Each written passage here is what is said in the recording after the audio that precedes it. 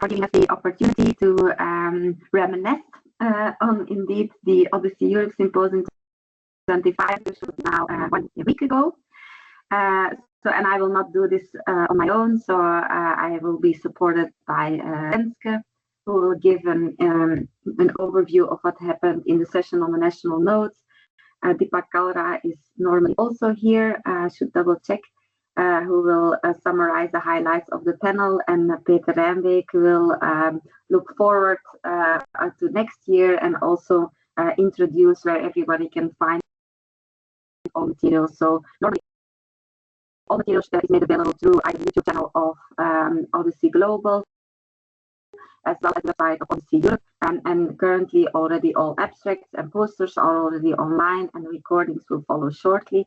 And we also expect to have a more aggregated report summarizing the key takeaways of what has happened, which we aspire to communicate more broadly end of August, beginning of September.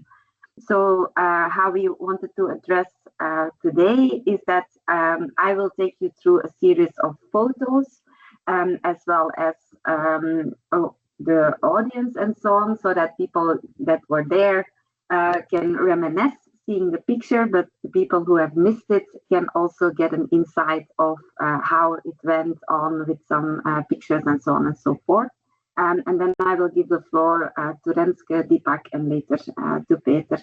But before we start, let's see an overview of who was there at the OHDSI Europe Symposium. So we were fully sold out with already 1 week before the registration deadline, and we actually had several people on the cancellation list that we really couldn't allow to join.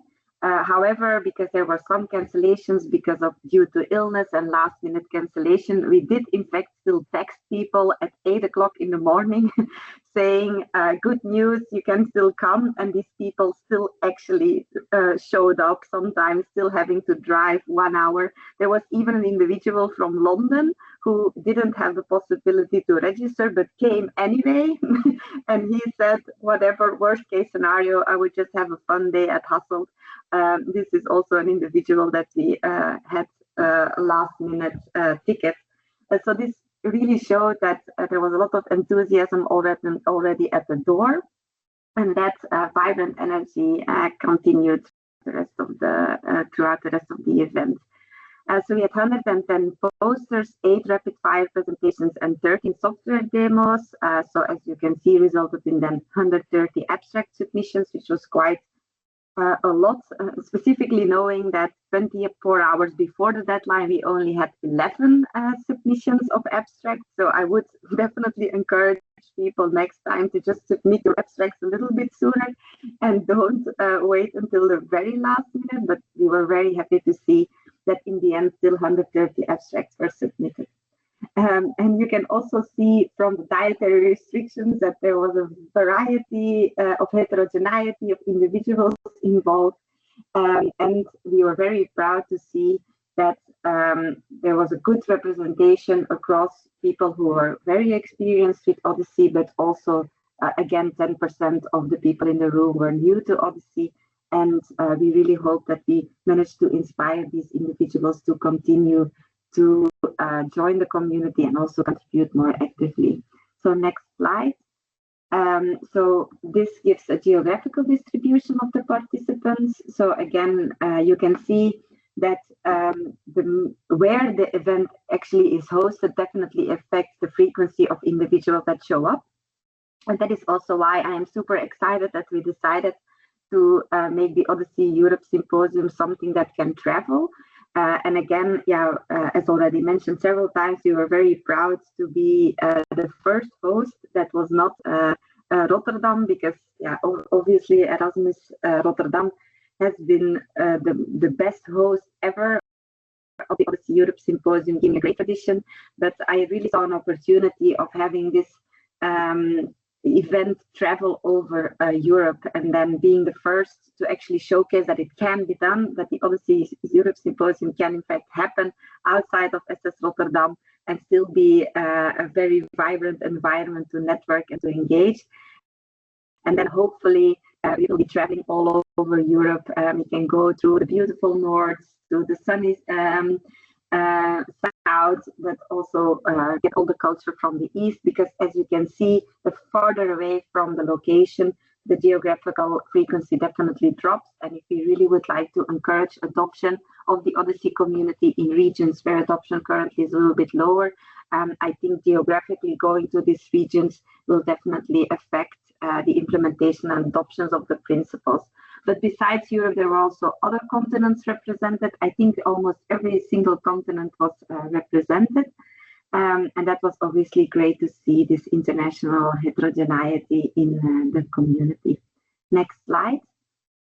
Also related to the stakeholder representation, we obviously strive towards the multi-stakeholder representation, where besides academia, there is also representation coming from healthcare professionals, but also technology partners as well as pharma companies. And we were also very happy to see that almost 10% of the individuals were also representing policymakers and governments. And this can be more local policymakers, but there was a great representation of the European Medicine Agency, obviously showcasing a lot of studies that have been generated with the Darwin EU project. So you can see that this multi-stakeholder representation is truly highlighted in this graph. I was very happy to see. Next slide.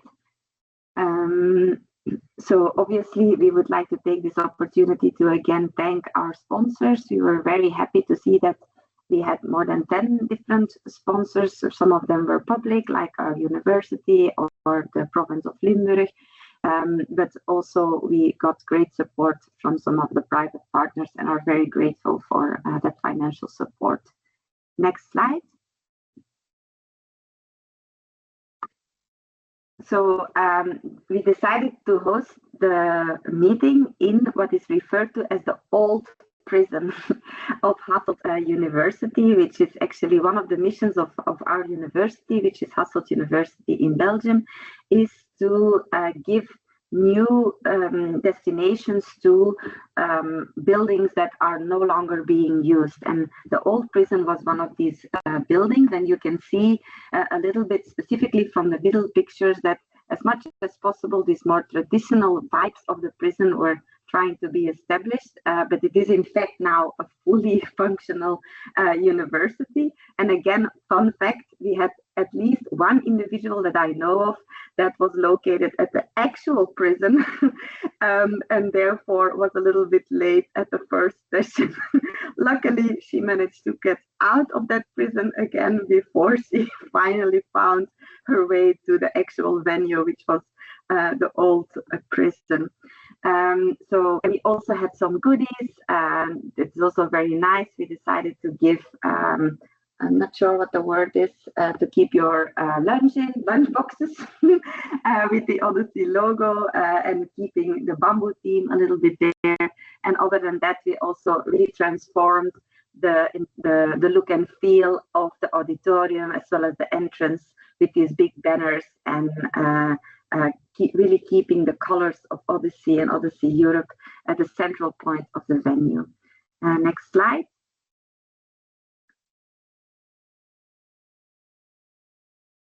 So, and then, so as always, there was obviously the main symposium, which happened on the 7th of July, but then we had two prologue days where workshops were being hosted on specific topics. We had a very well represented introduction to Odyssey that was led by Renske and Annick. I'm not sure if they are also in the room and if they would like to share specific insights from that workshop before we proceed.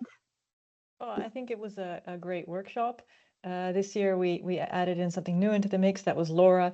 Laura started her Odyssey journey last year. She took the Intro to Odyssey tutorial, and she also told us a little bit about the steps that she took in her journey up to now. So I think that was a very nice addition. Lots of people there, and yeah, it was good. Nice start.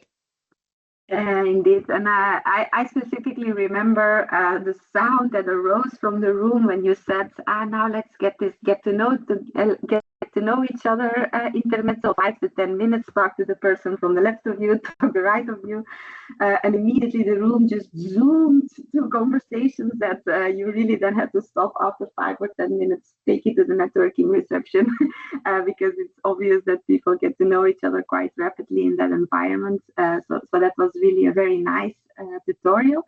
And then was also a lot of people in the HEDIS hackathon, where the room was maybe a little bit too small, but it's always nice if people are really cramped. Maybe Martijn, if you would like to share some insights from the HEDIS hackathon and how that went, if he's here. Yeah, sure. Yeah, so the idea of the hackathon was that we would just sit together and hack code. But as you can see, there were a lot more people than we would expect. We would have expected maybe 4 or 5 to show up. And these people were all more new to HEDIS. And so we quickly pivoted and made it more of a general introduction to HEDIS and to the development cycle. So I think it still ended well. Yeah, that's really nice. And also, again, many thanks for your flexibility to adjust to the people who were in the room and to immediately pivot towards something that was really useful for the people in the room, and I think that's greatly appreciated. I also really like the picture where I am squeezed in between Peter and Patrick just before we started, and that again showed that I had the opportunity together with my team to organize the symposium on the shoulder of giants. I'm very grateful for their continued support in the preparation of the symposium, but also during the symposium and afterwards. So next slide. And then what was also really nice is that we gave all working groups the opportunity to have more a face-to-face meeting if they thought that would be useful. And there were several working groups that actually decided to do that. So on Saturday, we had the working group of surgery and perioperative medicine, as well as a very big working group oncology. I'm not sure if Essia is here or the working group lead of surgery and perioperative medicine, if they would like to share something that was mentioned during the working group that's worth sharing.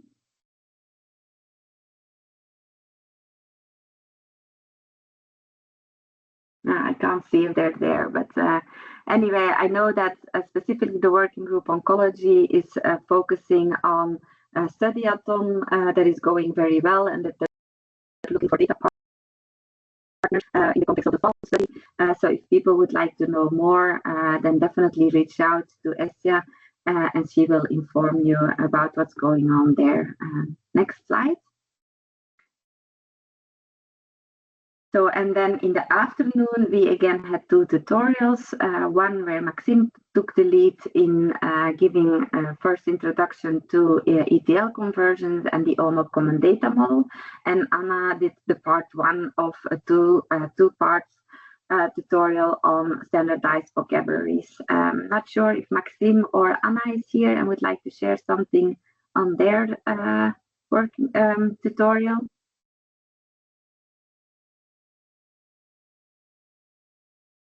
That's fine. It's because I can't see the attendance that I'm just double checking if people would like to say something. So, but next slide. So, and then indeed, at the end of the Saturday, we actually were given the opportunity from the city of Hasselt to give a guided city walk, which was then organized by the city of Hasselt. I think that when they proposed that they probably would have expected 10 people, 20 people to register for a city walk, and they offered it for free. And we were like, oh, that's cool. We will give this opportunity to everybody who registers at the symposium. So I guess that they were a little bit surprised when in the end we said, yeah, there are 180 people interested in the city walk. So instead of just having 1 or 2 guides, they had to activate several volunteers to get the different individuals of OHDSI through the city walk. But I think that was very nice. They also gave us the opportunity to have a tasting of the very traditional Hasselt Genève, which, if I'm correct, there were two types of Genevers. There was one where it was 40% alcohol and one where it was around 20%. And they decided to give that Genever before the city walk, which may be a good idea, but definitely set the energy high before people went on their walk. So these were different groups. Every group visited a little bit different things, but it more or less took an hour, and it gave first insights into the city of Hasselt, which I think was nice, specifically for the international individuals that then later on could explore the city a little bit themselves. So next slide. And then on a Sunday, there was a part 2 of the OHDSI standardized vocabularies, where Anna worked, Anna and the whole vocabulary team worked on top of what was happening in the first part. And then there were, again, these working groups where, interestingly, there was a Nordic OMOP network, where instead of just having one national node, the different Nordic national nodes teamed up to see how they could collaborate better. So obviously Finland, Norway, Sweden, Denmark, and also Estonia has joined this Nordic OMOP network. I'm not sure if there's anybody here from the Nordic OMOP network who would like to share anything of what was discussed there. Just pausing for a second. No. Okay, moving on. Next slide.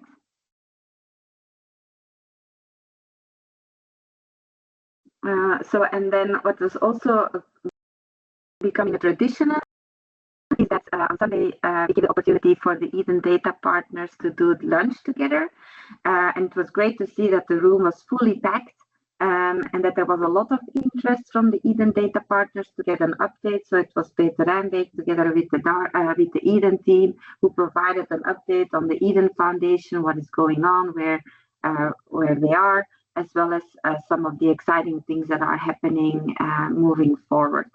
And then also in the afternoon, there was another tutorial focusing on open source tools, obviously linked to Hades. These were other people, I guess, Martin, than the people who had joined on Saturday. Any specific thing you would like to add related to that tutorial? Oh yeah, we checked on Saturday to make sure that none of the people there were also going through this tutorial, so there wasn't overlap. But yeah, this one was intended to be a introduction to Hades, and so I think the people there, as far as I understood, enjoyed what we did, and it was good to we had so much space available, but that we could even split up later on into 2 different rooms. So yeah, I think that was a good success. Yeah, awesome. Peter, anything additionally you would like to add related to what was discussed in the Eden Data Partners lunch? No, not at this moment. Thanks, Liesbet. Okay, no, perfect. So next slide. And then also there was another tutorial on the Darwin EU characterization study. So again, that was very well visited. Originally, they were in another room because when we prepared this, Dani said, normally we will not expect the maximum of 50 people. So we gave a room where the maximum capacity was 50 individuals. But yeah, originally we tried to squeeze these additional people into the room, but there were so many that the capacity was completely overloaded. So we shifted towards an auditorium that had bigger capacity, clearly showing that there was a lot of interest to see, okay, how is this end-to-end pipeline from study idea to study execution and insight going, with using concrete use cases from the Darwin EU project to showcase how that is done. And then again, in the afternoon, there were working groups like the OHDSI Africa chapter. Not sure if Sitya would like to add something, or Dani, related to the 2, either working group and tutorial. Well, no, just that since I was competing with Dani, we didn't have, but we still had about 10 people coming, and it was very good because some of the people didn't know very much about the Africa chapter. And so, anytime I can increase the awareness of it is good. And we had 2 people joining remotely from Cameroon. Over. Yeah, that's great.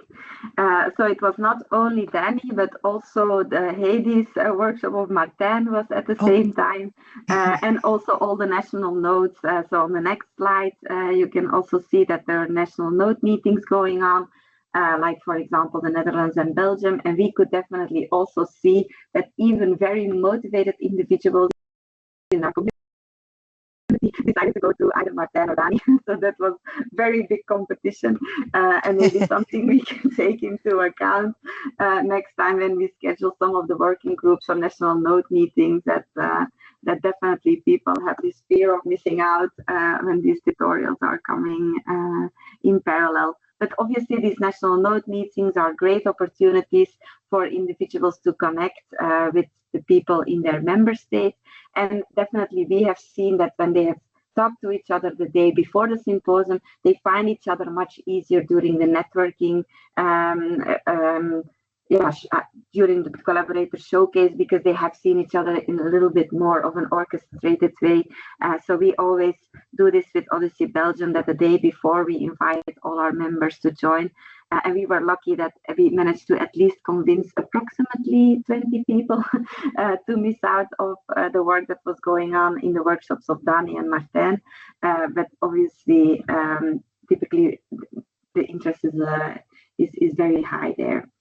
So next slide. So, and then also day 2, we ended with an informal networking reception, just bringing everybody together after 2 days of learning and making sure that the energy was high before we started for the next day. So next slide. And then indeed on Monday the actual event happened, and as you can see, the room was fully packed. So we really encourage people not to leave empty rooms. And what we also decided to do was invite this very traditional so-called belleman, which is a very typically dressed individual from Hasselt. And as you can see, he has this very large bell and a very high voice. And this person helped us to herd cats and dogs into the room so that we could always start very sharply with the agenda as the time slots that were originally allocated. So the overall theme of the symposium was to join the network, because we've seen that over the past few years, the network has been maturing. The adoption of the common data model has also increased. And we are now going into the phase where also showcasings of studies have been going on, so that really data-driven insights are being generated from this network. And we really would like to step into this area of scaling up and towards implementation. And therefore, we specifically had the overarching theme is, okay, how can we really scale up some of the activities that are going on and support the adoption of the OHDSI common data model, but also the OHDSI tools and end-to-end pipelines. Next slide. So there were several rapid fire oral presentations that were selected. So again, many congratulations to all the individuals that were selected for an oral talk, given the great competition that was going on in the abstract. Really showcases the quality of the work that is going on. And also many thanks to Liesbet Peeters, who is the co-chair of OHDSI Belgium, who moderated this session fluently and with a lot of fun and elegance. So next slide. And then this is just a traditional group picture, which I think, Martin, you did amazing. So it was very difficult, obviously, to get everybody into the frame, but you managed to do that in a very, very smooth way. Unfortunately, this is, I guess, the first year that you're not on the picture yourself. So next year, we should definitely prepare that in advance, so that we don't need your actual physical hand to hold the camera, but you can in fact still get onto the picture. But I think this is a great picture, very happy with this. Next slide. And then the panel debate will be introduced by Dipak earlier. And then obviously, as always, we had a lot of time. So we ended the morning session at 12:30 and only began closing session at 4, giving people enough time to have lunch, specifically to network, to visit the posters, to have the demonstrations of the software tools, as well as to visit our sponsors' booths. And there was also, again, a National Node corner where all the national nodes had one poster and these very traditional treats from their respective country. And that was greatly used by all people in the room. And a lot of networking was going on. We could see that from the LinkedIn post following the event, that people really enjoyed this time to get to know each other better and to get insights into what's going on. Next slide. Yeah, so the panel debate, let's just go over that because Dipak will summarize what has happened during the panel. And then the closing ceremony, obviously these pictures will be quite weird if you haven't heard the speech.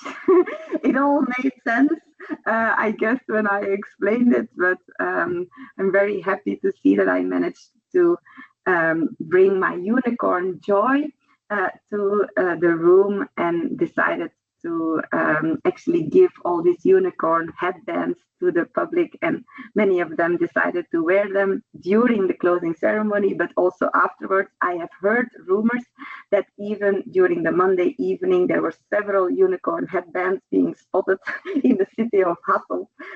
So I really again would like to thank all the individuals that made this a memorable closing ceremony worthwhile. And then I think I give the floor. Obviously, I would like to take the opportunity again to thank my team. So obviously, I'm the one standing here and might be the face of the symposium, but this would never have been possible without the amazing support of my team in the preparation of the symposium, but also during the 3 days. They were very easily recognizable by the yellow shirts that they were wearing. And I told them in the briefing before the meeting, I said, these are magic shirts.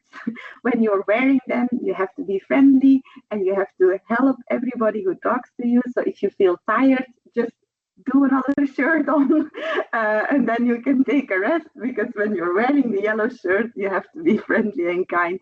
And I think that they managed to do that, because after a while, people really knew that, if I'm stuck, I just find a yellow shirt, and they were everywhere, typically in clusters, and then redirecting everybody. So again, big thanks and shout out to my team. Next slide. Yeah, so and then I give the floor to Renske to give a highlight of what has happened in the session on the national nodes. Thanks very much, Liesbet, for that great recap of an even better symposium, which we all enjoyed very much. If any of you get the chance, I think you should, after this meeting, go back a couple of slides to the picture of Jan de Belleman, because there is somebody else on that slide, and I'm not mentioning any names, that if we put a hat on his head and we put on a little green vest, he could be our Belleman at the Global Symposium. I'm not saying anything, but I see a resemblance there in those slides. Okay, but that's not what I'm here to talk about today. Yes, I was asked to say a little bit something about the national nodes, which may not be familiar to all of you.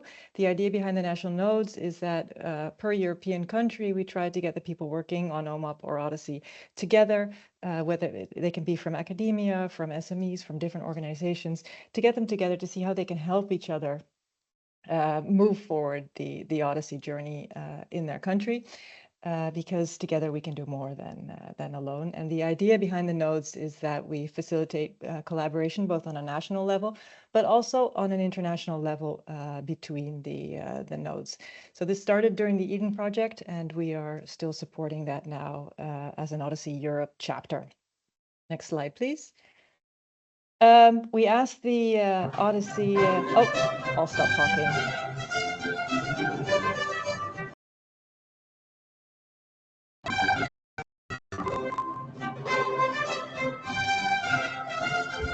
Hello from Belgium. Hello from Germany. Hallo aus Deutschland. Hello from Denmark. Goedemorgen. Groetjes uit Nederland. Hello from Israel. Greetings from Estonia. Hello from Italy.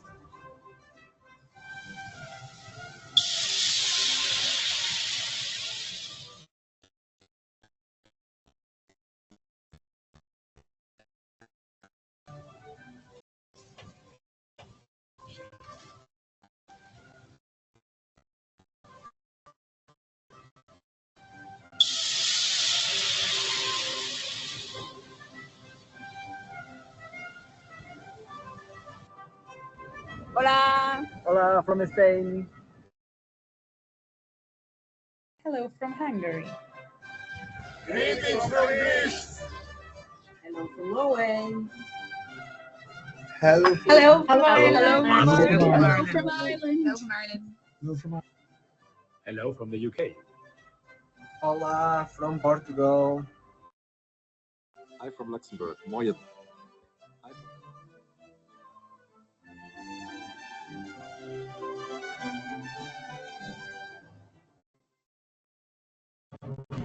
Yes. Oh, I think once is enough. But yeah, so we asked all of our nodes to contribute something so we can like set this up in a kind of Eurovision Song Contest style, which I think worked quite well. There are lots of other fun videos, but we won't share those with you right now. You can, I'm sure you can watch them online. So since the OHDSI Europe Symposium in Rotterdam in 2024, we have had 2 more national nodes joining us. So we were joined last year by Hungary, and at the beginning of this year, an All-Ireland node was formed. So this was for them the first symposium as a national node, and we're very happy to have them join us. Next slide, please. That now means that we have 16 national nodes in Europe. And I don't know how good your geography is, but I've put up a map of all the countries that have national nodes, and they are all islands. And I can tell you that Europe does not exist of a bunch of separate islands. So that means we are still missing some nodes to connect the countries. And we have set ourselves the goal to reach 20 national nodes by the OHDSI Symposium in 2026. And we have had, I think we did some good PR because we've already had quite a number of people reaching out to us saying that they would be interested to start an OHDSI national node in their country. So we're very excited about that. Next slide, please. Yeah, so here you can see us. I think you saw the picture before already. These are all the node leads that were there together in Hasselt. We all sat down and had a little chat about what was going on in our country. One of the things we also do as national nodes is we make an annual report. So at the end of the year, we ask everybody to summarize what the main events were that occurred for the node during the year, and we also ask them to give us an insight into their plans for the next year. So that national node annual report is available. It's also on the OHDSI Europe website if you would like to know a little bit more. Next slide. Yeah, so as I said, we had a node leads meeting, and we talked about what's going on in your node right now, and I tried to put that into a little visual here, and I kind of was able to group it into a number of different steps that you kind of see that the nodes are going to, where you see there's a couple of countries still working on how do we find synergy in our country between the different stakeholders that are interested in OHDSI, and how do we raise awareness that we are out there and that we are looking to collaborate. The next step seems to be engaging more data partners or data holders to make sure that we can help them, but they can also help us with their data so we can perform studies. There are a number of countries working on involving national or governmental agencies to support OMOP in their country. There's quite a number of us working on national mappings for local or national vocabularies. A couple of us are doing characterization studies of the different data partners, and also quite a big number are working on both national and international studies and study-a-thons. So I think there's a lot of things going on in Europe, and I'm really looking forward to collaborating also between the nodes in the coming year to get more work done. Next slide, please. Yeah, so just a little overview. As Liesbet already mentioned, we had a separate area where all the national nodes were represented with posters and goodies, and we got quite some traction there. I'm very proud of the cookies that we baked. It was an entire family project where our daughters kind of decided that we should bake our own cookies, and the husband decided to make the cookie cutters on a 3D printer, and they are available on on GitHub in case you want to make OHDSI Netherlands or the OHDSI logo cookies, so you can print them yourself. Next slide, please. We had a whole baking team. It wasn't only me baking, by the way. Kudos to Laura and Aniek, who spent hours in the kitchen baking all the cookies. Okay, so in the National Nodes session on Monday, we decided we were going to have a real session dedicated to the work that's being done by the different national nodes. And we invited 3 people from different nodes that are working on different aspects in their national communities. We kicked this session off with Alex Knight, who is representing OHDSI UK, and he told us a little bit about the study-a-thons that they are doing and planning, and also about their collaboration. Next slide, please. Alex works for Health Data Research UK, and he told us about the Heron UK network that they have set up. So the Health Data Research UK OMOP network, with a nice little logo, and also the OHDSI UK logo up there. And he informed us about who coordinates this Heron network. So it's run by Oxford and HDR UK. They have a lot of data partners with OMOP data, as we know, and they are currently working on 2 use cases. So the use of antibiotics in primary care and the use of novel and expensive medicines. And apparently Danny is working very, very hard on a business plan for the second part of this year. So we saw a little bit about how the community there is working together on getting studies done. Next slide, please. Our second speaker was Lucia Sacchi from OHDSI Italy, and they did something which we've been following now for a while because she's been keeping us informed. They have made a template for the data protection impact assessment, which they are sharing with all their data partners in Italy. And this was also mentioned in the National Node Leads meeting, and it was already found very interesting by a lot of the other national nodes. So that is something that is being shared, also work within the different countries. Next slide, please. What they did in Italy is they say we need to do a data protection impact assessment before we actually take our data from the hospital data to make it a research database. So that's what the DPIA is needed for. And then later, when you do an actual study, you need to do one as well. So they've made a template pretty much for that first step, so getting it from clinical data to research data. And on the left there, you can see the timeline that they followed, and they now have a template available for any of the data partners that want to do this. And I think it's probably going to be a great help for getting more data partners on board. Next slide, please. Then the last speaker we had in the session is Eric Fay, who obviously does not understand that you do not wear clothes in the sauna, but maybe after this session he will have learned that. I'm always impressed by the work that comes out of Finland, and no disrespect to any of the other nodes, but Finland is always, they manage to top us all with what they do up there. Next slide, please. Eric gave a very interesting presentation on swarm learning, which was new for me as well.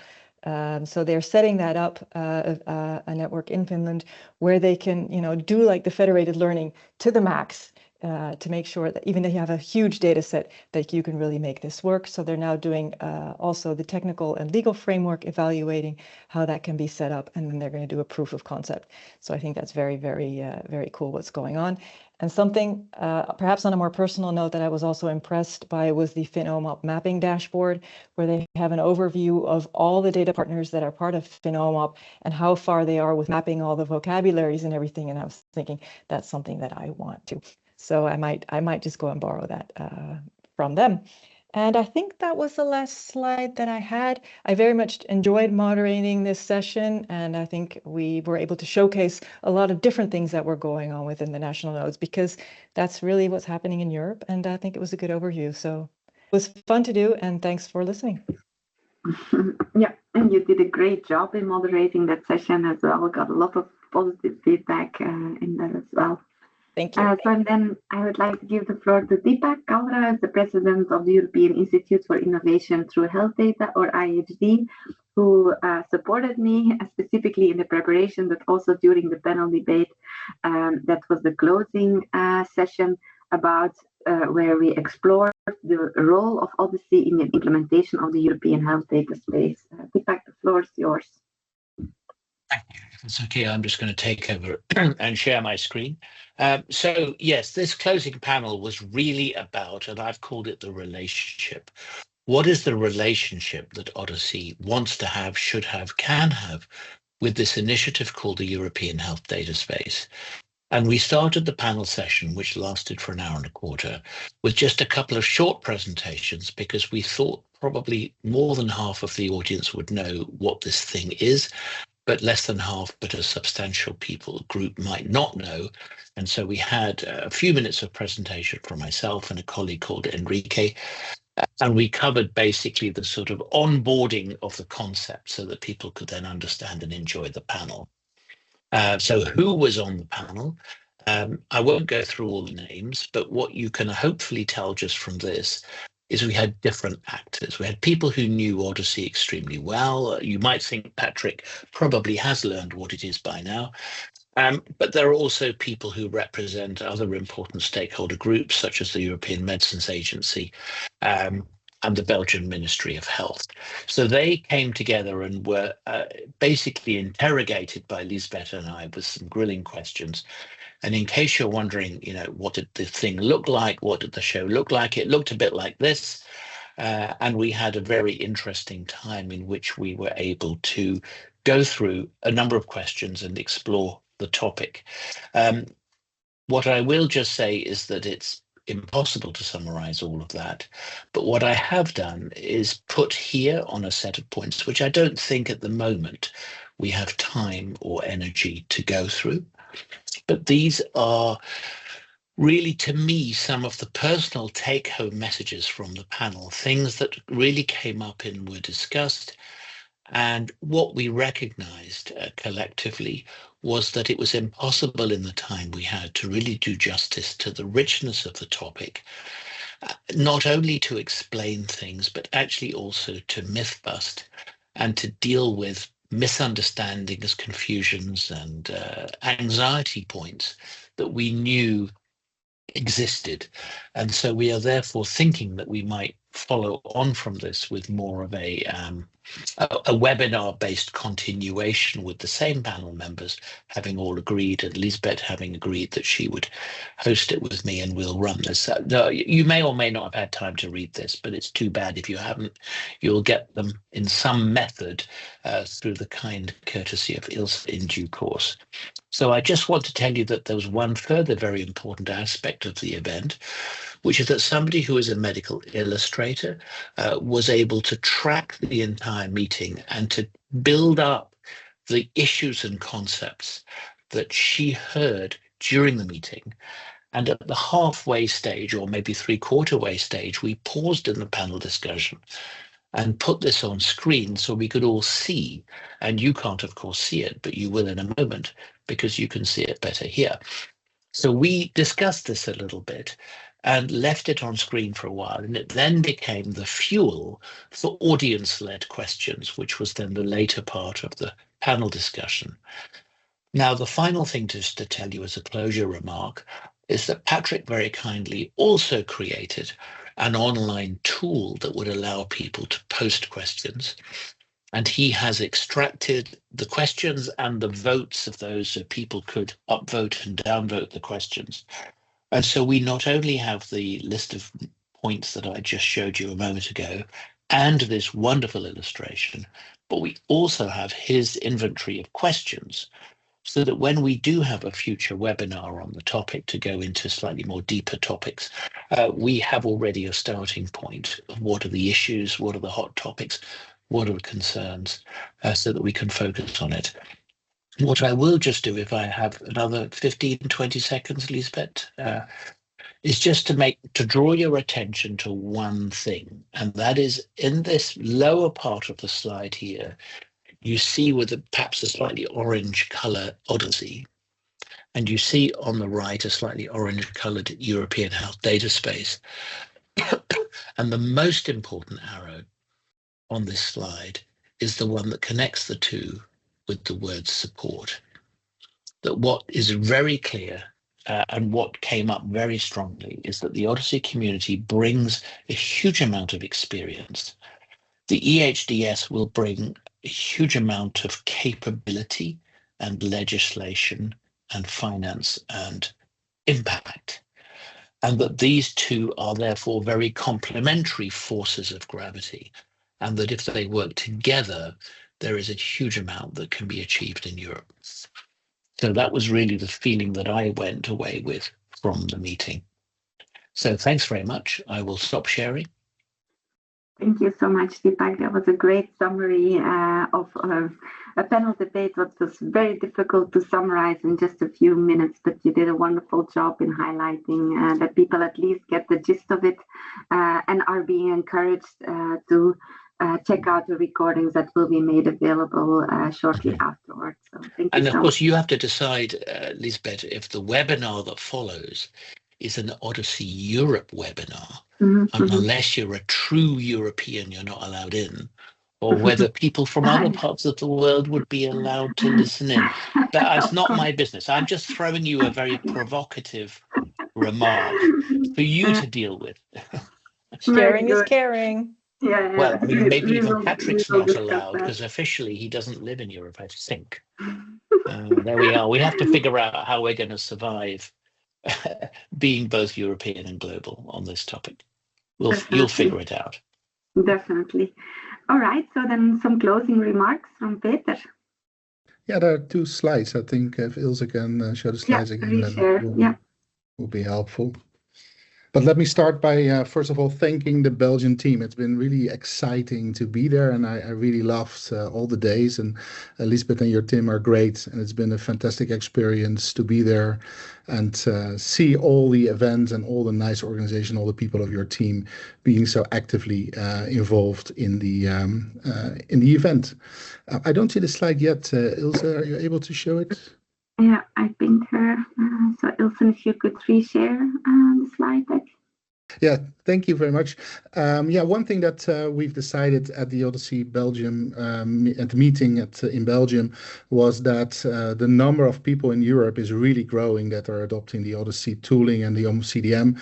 And we thought it would be very useful to also organize a European community call at a time at the midday, because we realized that the OHDSI Global one is at the end of the day, and there may be people that are not joining because of the time, and we want to make sure that everybody has an opportunity to learn more from the activities that are ongoing in Europe. So we're going to initiate this call starting September 11th, a monthly European community call where, of course, everybody is invited for all of over the world, but we will have a focus on activity in Europe and lessons learned from our community members. So I'm very much looking forward to organize that and get this on the road. And we will, of course, record and put everything in the OHDSI YouTube as Greg is doing for the global one. So keep an eye on that. There will be notifications coming to OHDSI Global and other channels that this will start starting September 11th. The next slide, just very briefly on that, and you can click through already the next thing. Yes. So we're going to continue with the tour. The idea would be that we're going back to the SS Rotterdam next year and then move to another country. So we're going to keep doing that and also give the other country that needs to organize a bit more time, because the next meeting will be in April. So we're shifting the time a little bit to not be too close to the global one, because now there was a bit of an overlap in the submission time of the abstracts. So I think this is a better distribution.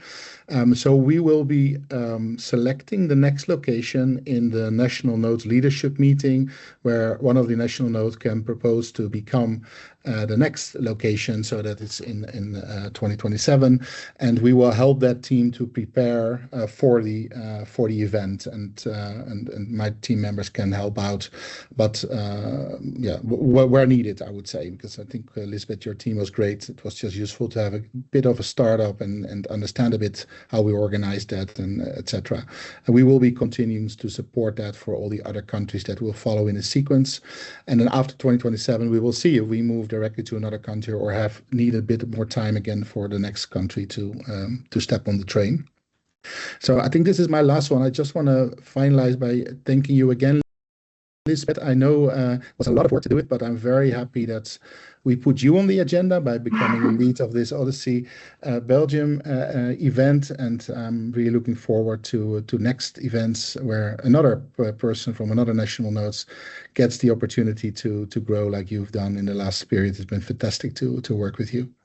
Thank you very much. It was totally worth it. And again, I would like to thank both you as well as Patrick for allowing me the opportunity and trusting me and my team to do this. And I would definitely encourage all the other national nodes to take this endeavor on if they're up for the challenge, because indeed the level of growth that you can experience and also the meaningful connections that you can establish in the preparation as well as during the event definitely outperform just a normal attending an OHDSI Europe Symposium. So it also helps you to feel connected more intensely with the community. So I encourage everybody to make themselves a candidate for the 2027 edition.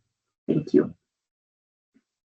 Great. Well, thank you so much, for both the symposium and for today's call. So I want to thank Liesbet, Renske, Dipak, Peter, and Ilse, who I know did a lot of work on these slides, and the entire Belgium node team for the work on this symposium. As I mentioned before, the Global OHDSI website and the OHDSI Europe website have the links to the symposium homepage, which I put in the chat. Right now, you can find the posters, the abstracts, some pictures. Videos are uploading, so the sessions. I would think by tomorrow, maybe, certainly by the end of the week, but maybe by tomorrow, those will be on YouTube and at some point on the Europe Symposium homepage. So again, incredible effort, incredible leadership. Great to see the community back together. It makes you excited for the second half of the year where we have a number of face-to-face events, including the Global Symposium. So thank you again for joining. We'll have some studies next week that we want to highlight. And otherwise, have a great day. Have a great week. We'll see you next Tuesday. Bye, everyone.